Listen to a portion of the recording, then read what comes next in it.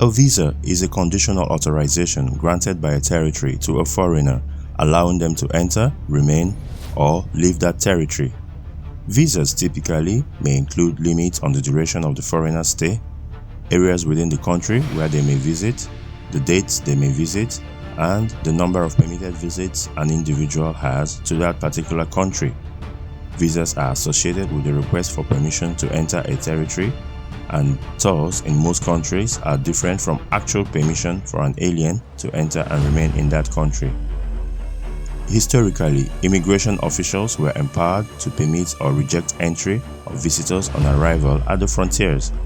If permitted entry, the official would issue a visa when required, which would be a stamp in a passport.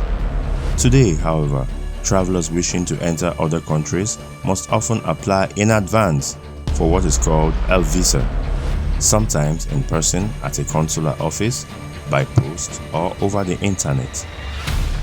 In this video, we are going to look at the different categories of visas you may have to apply for, the conditions of issue, and what to do when your visa expires.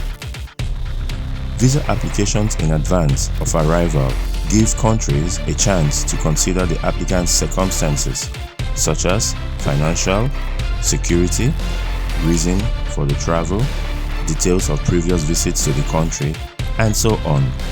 Visitors may also be required to undergo and pass a security or health check or even language proficiency tests. Uniquely, the Norwegian Special Territory of Svalbard is an entirely visa-free zone under the terms of the Svalbard Treaty. Some countries have agreements with other countries, allowing each other's citizens to travel between them without visas. In Western Europe, in the late 19th century and early 20th century, passports and visas were not generally necessary for moving from one country to another. The relatively high speed and large movement of people traveling by train would have caused bottlenecks if regular passport controls had been used. Passports and visas became usually necessary as travel documents only after the First World War. Now, we'll consider what conditions determines the issue or denial of a visa. Some visas can be granted on arrival or by prior application at the country's embassy or consulate, or through a private visa service specialist who is specialized in the issuance of international travel documents. These agencies are authorized by the federal authority, embassy or consulate to represent international travelers who are unable or unwilling to travel to the embassy and apply in person. The issuing authority, usually a branch of the country's foreign ministry or department, and typically consular affairs officers, may request appropriate documentation from the applicant. This may include proof that the applicant is able to support himself in the host country, proof that the person hosting the applicant in his or her home really exists and has sufficient room for hosting the applicant, proof that the applicant has obtained health and evacuation insurance, and so on. Some countries also ask for proof of health status, especially for long-term visas. Some countries even deny such visas to persons with certain illnesses, such as HIV/AIDS. The issuing authority may also require applicants to attest that they have no criminal convictions or that they do not participate in certain activities which are prohibited, like prostitution or drug trafficking. Some countries will deny visas if passports show evidence of citizenship of or travel to a country that is considered hostile by that country. For example, some Arabic-oriented countries will not issue visas to nationals of Israel and those whose passports bear evidence of visiting Israel. So, visas can be categorized by category. According to the purpose of visit, you have transit visas, short stay or visitor visas, long stay visas, immigrant visas, official visas, and according to the method of issue, you have on-arrival visas or visa before arrival. You have electronic visas. You also have paper visas. Entry and duration period.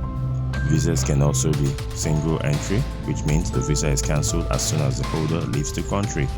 Double entry or multiple entry, which permits double or multiple entries into the country with the same visa.